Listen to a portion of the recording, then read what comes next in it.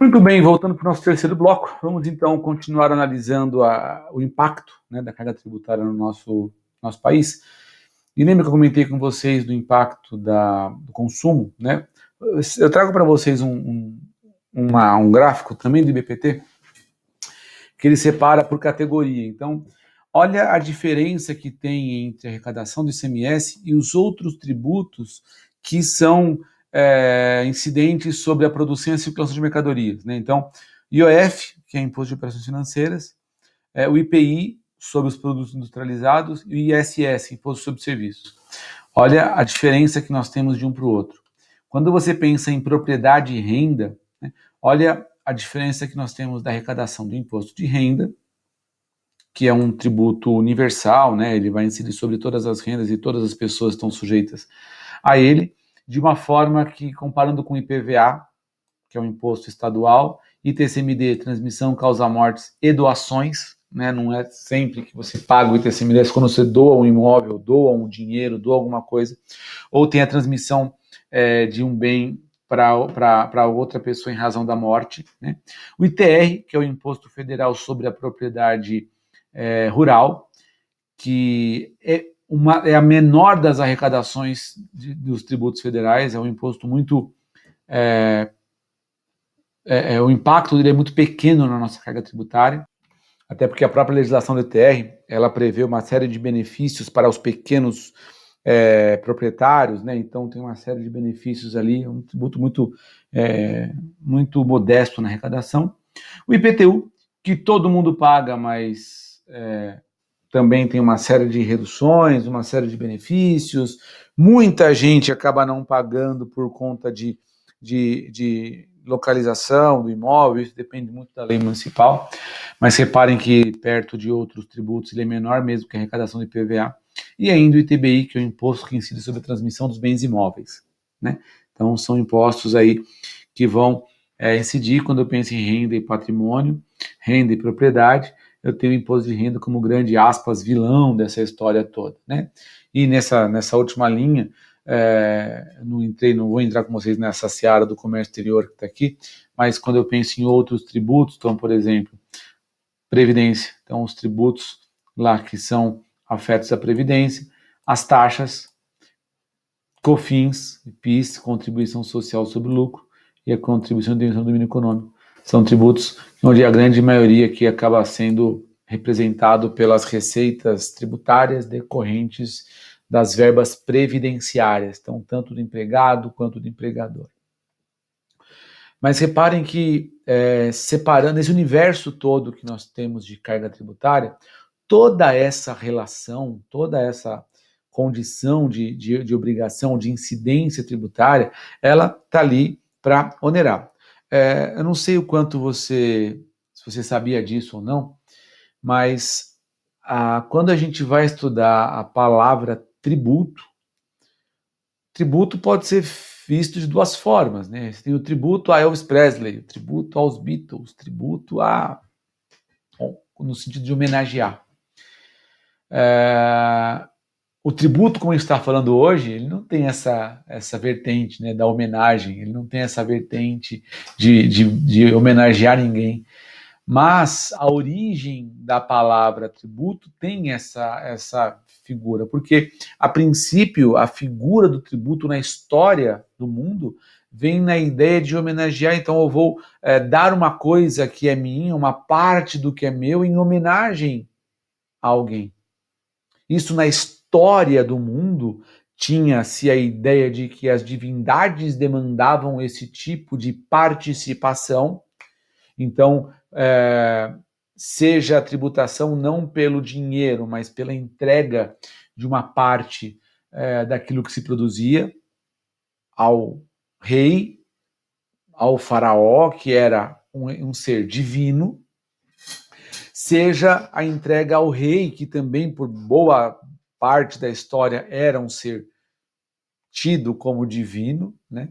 E aí isso ao longo do tempo foi modernizando-se no sentido de que, independente da divindade, né, ou não ali dos nossos líderes historicamente falando, independente disso, aquilo que demandava a coordenação daquele grupo de pessoas, daquela sociedade, demandava dinheiro. Então, se percebeu a necessidade de receber isso como forma de fazer a máquina acontecer. Então, a máquina pública como nós conhecemos hoje, ela vem, historicamente, desse contexto. Do contexto de vamos agradecer ao divino, agradecer ao ser divino porque nós temos o que temos, vamos dar uma parte do que é nosso a ele, e em outro momento a estrutura organizacional política das mais diversas sociedades viam ali a necessidade de você ter o dinheiro para se manter. E se você pegar um contexto histórico, são diversas as representações disso, né? Um exemplo que eu acho bastante interessante, que toca nesse ponto, é um filme antigo já, mas um filme que eu gosto dele até hoje, que é um filme Coração Valente, com aquele ator Mel Gibson. Não sei se você já assistiu, se você não assistiu, recomendo que o assista, mas vou falar, e o que eu vou falar aqui não é spoiler, se você não assistiu, se for também, sinto muito, mas eu preciso contextualizar, que representa ali uma sociedade na Europa, onde a figura do rei, ela é muito presente e no sentido ruim da coisa, né? Então ela é muito demanda muito dos cidadãos, onde um dos pontos que chega a ser bizarro, né, absurdo, está no fato de que no momento do casamento, a primeira noite da noiva tinha que ser com o rei ou com o representante do rei, né? Então reparem que contra inclusive o filme desenvolve em cima disso, porque o ator principal lá, a personagem principal, ela é contrária a essa questão, que envolve também a questão de arrecadação de dinheiro e de produção daquela sociedade. E a briga, a via central do filme é a discussão em relação àquilo. Vale destacar que aquela história, como ela foi filmada, como ela foi romanceada, não representa literalmente a figura da pessoa que está ali representada, né? Então existe ali a figura histórica existe, mas no contexto ali ele foi romanceado, mas eu não acredito que fosse tão diferente no que tange essa questão tanto da mão do Estado quanto da participação do Estado, que exigia a produção, que exigia as mulheres, que exigia o dinheiro, que exigia um trabalho quase que, às vezes, de escravidão em favor da coroa, né? Então isso acontecia, enfim. Se você traz isso para as nossas terras, existe uma expressão que você certamente já ouviu falar, que é a expressão quinto dos infernos, né? E essa expressão quinto dos infernos, ela nasceu de uma relação tributária, porque na época da coroa, 20% da produção do ouro era destinada ao Estado, era destinado à coroa. E aí, quando o coletor de impostos comparecia ali para retirar os 20% ou um quinto da produção, era muito comum se ouvir, dizem, está nos livros isso, sai daqui e leva esse quinto dos infernos, né? Porque a pessoa trabalhava, produzia e ainda assim um quinto era destinado à coroa, ou seja, 20% daquilo que ele tinha era levado desse cidadão de uma forma bastante pesada. Aí eu volto para os dias de hoje e lembro que quem dera fosse só um quinto, né? Quem dera nós fôssemos tributados em apenas um quinto, quem dera nós trabalhássemos só um quinto dos nossos dias para pagar tributo, né?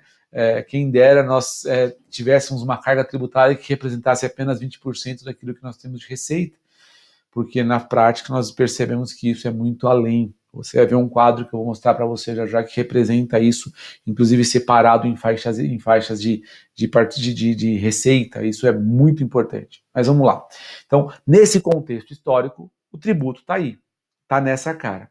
Quando eu olho para o tributo no Brasil, o impostômetro, uma figura que você deve ter ouvido falar, se você não ouviu, se você é de São Paulo, já passou pelo impostômetro, provavelmente, se você não é de São Paulo, você pode acessar impostômetro.com.br e você vai ver vários desses dados, inclusive que eu estou comentando com vocês aqui hoje, são de lá também, do IBPT, é quem coordena aí o impostômetro, e ele faz ali um cálculo aproximado de quanto se paga de tributo no Brasil, minuto a minuto, segundo a segundo, né?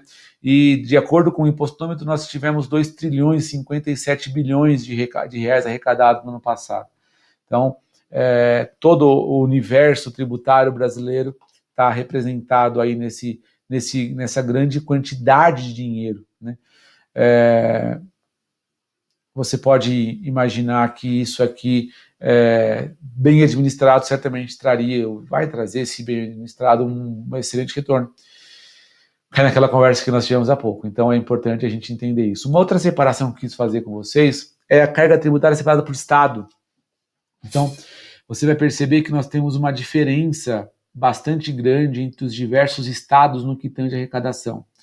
Não é notícia, não é novidade, né? O estado de São Paulo acaba sendo o maior arrecadador do Brasil, e aí, em segundo lugar, vem lá o Rio de Janeiro, depois vem lá o Distrito Federal, depois vem lá, Distrito Federal junto com Minas Gerais, né, tem mais ou menos ali a mesma faixa de arrecadação, depois Rio Grande do Sul, e aí diversos estados aí com faixas menores de participação na arrecadação tributária do Brasil. Isso aqui evidencia duas coisas. Primeiro, na minha visão, o fato de que nosso país é muito mal explorado. Nós temos uma quantidade de cidades e de estados que às vezes têm uma pequena participação na carga tributária, porque também tem uma pequena participação na produção nacional.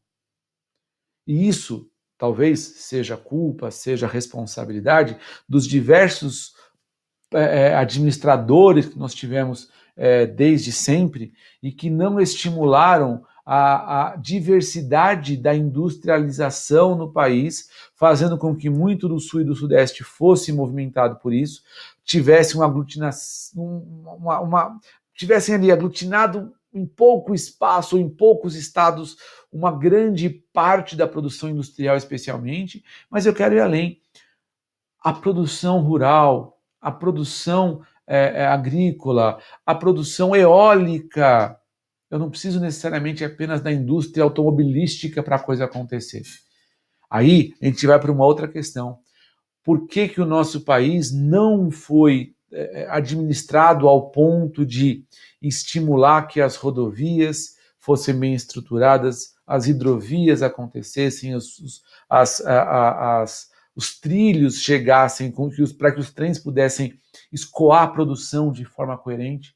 Isso tudo acaba gerando o tal do custo Brasil, né? O custo Brasil que todo mundo acaba falando, e que a gente sabe que às vezes é muito oneroso produzir fora de alguns centros, porque a logística de distribuição da produção ou de escoar a produção não é tão boa, as rodovias não ajudam, as estradas são prejudicadas, não tem hidrovia, não tem ferrovia para escoar a produção, por exemplo. E aí você acaba vendo isso representado numa pequena participação de diversos estados na carga tributária nossa. Então, a partir do momento em que a gente enxergue isso, a gente vê estados com grande área, né, com grande potencial de produção e que às vezes participam um pouco desse bolo todo, gerando uma pequena arrecadação em termos Brasil, ou quando se compara com o Brasil, porque não foram bem estruturados e não estão sendo bem estruturados ao longo do tempo. E aí faz com que haja essa disparidade. Isso não é privilégio, ver um número desse não é que é bom para São Paulo, é ruim para o Brasil.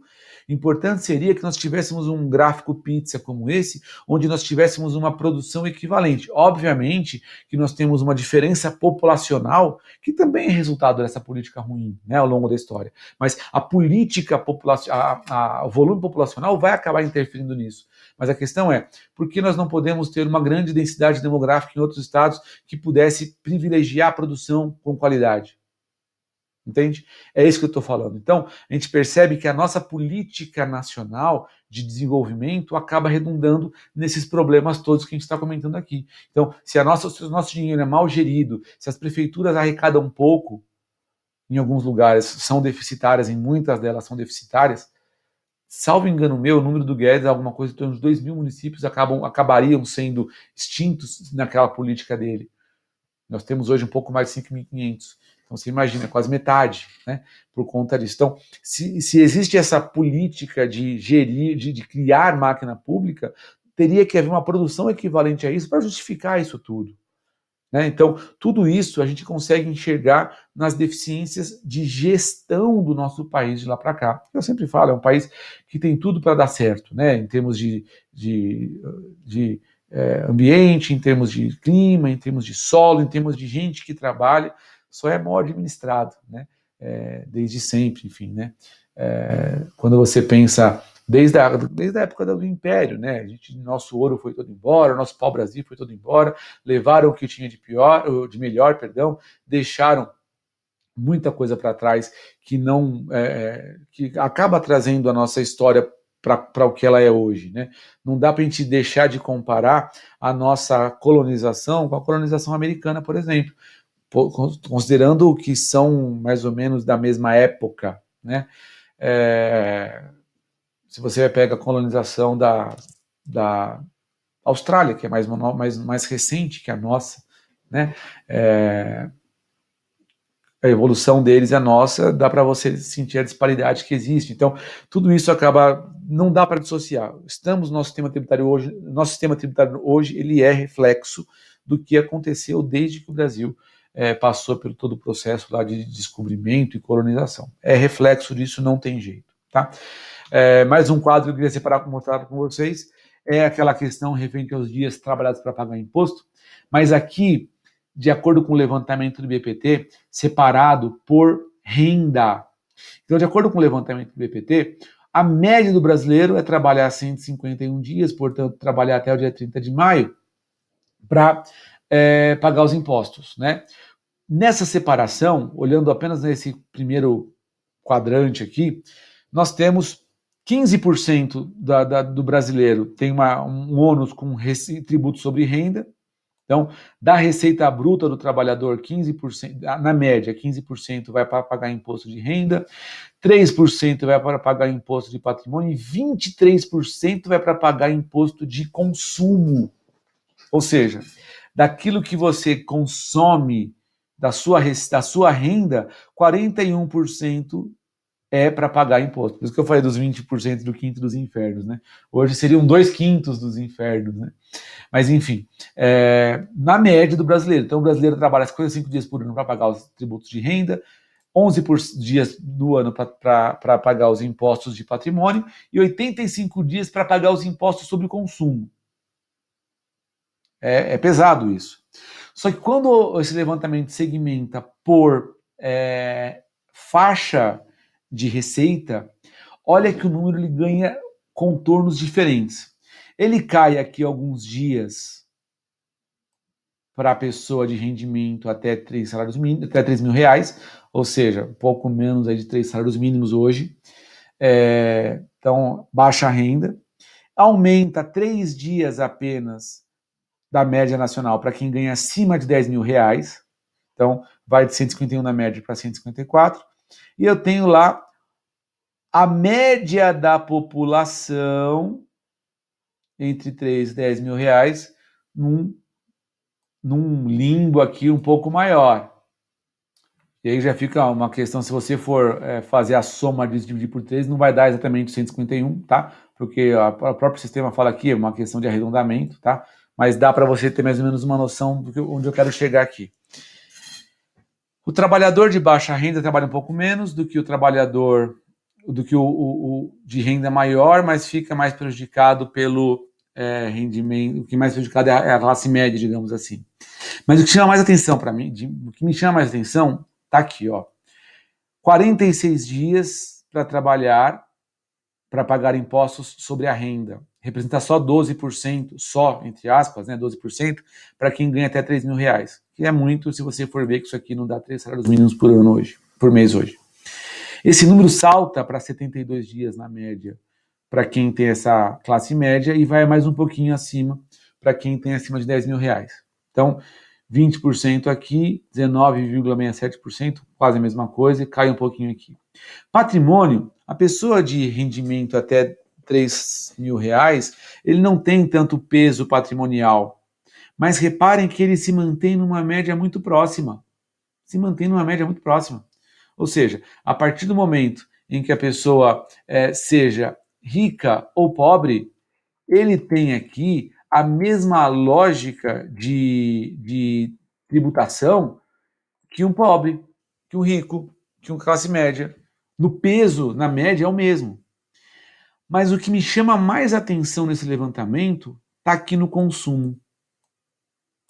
A pessoa que ganha até 3 salários mínimos, ou até 3 mil reais, ela trabalha 85 dias por ano para pagar impostos sobre o consumo, e isso representa quase 24% da sua receita, da sua renda.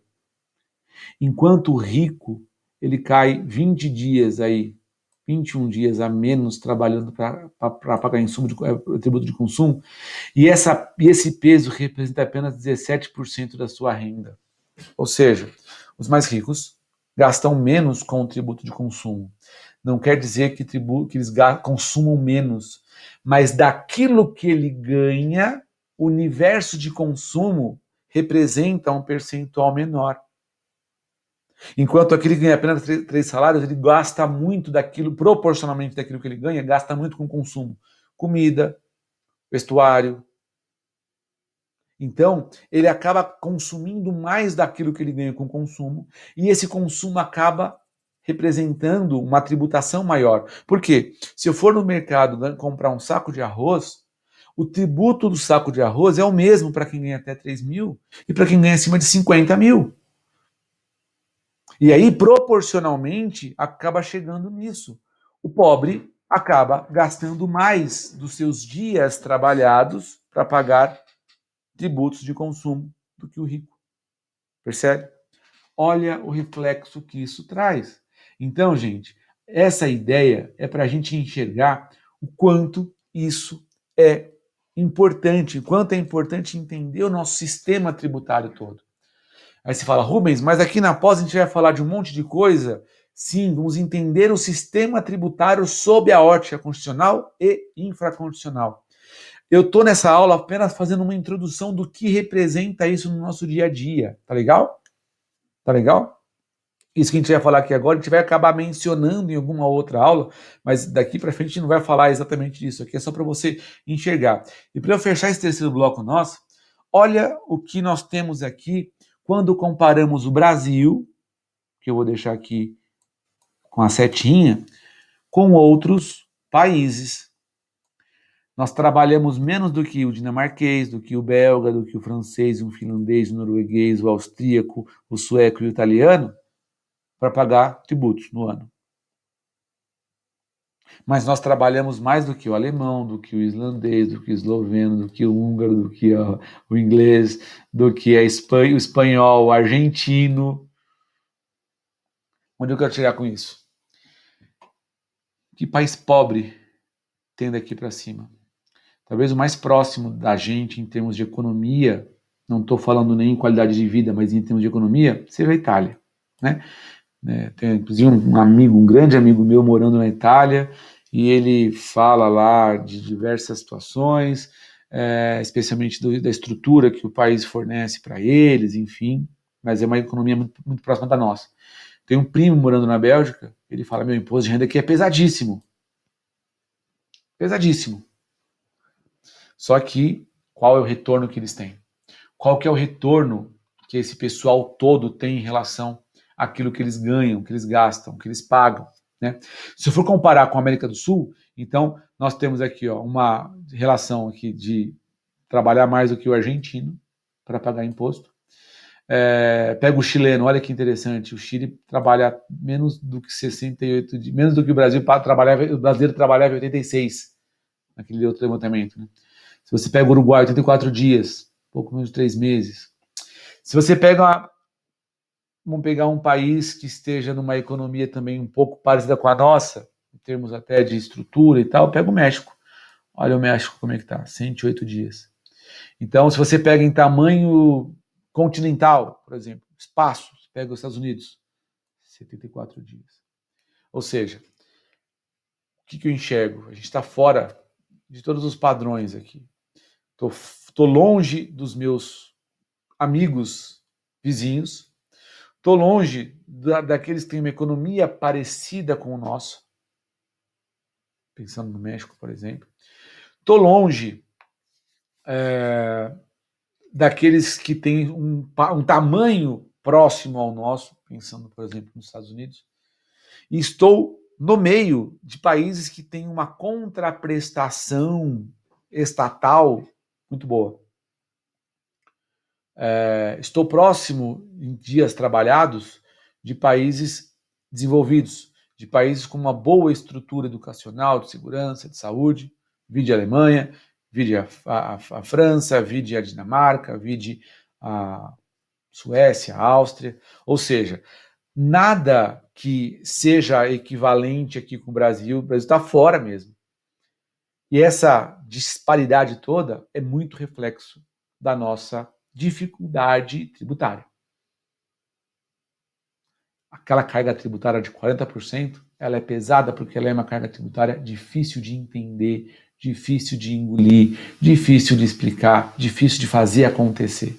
Próximo bloco a gente vai falar disso. A gente volta já já. Tchau, tchau.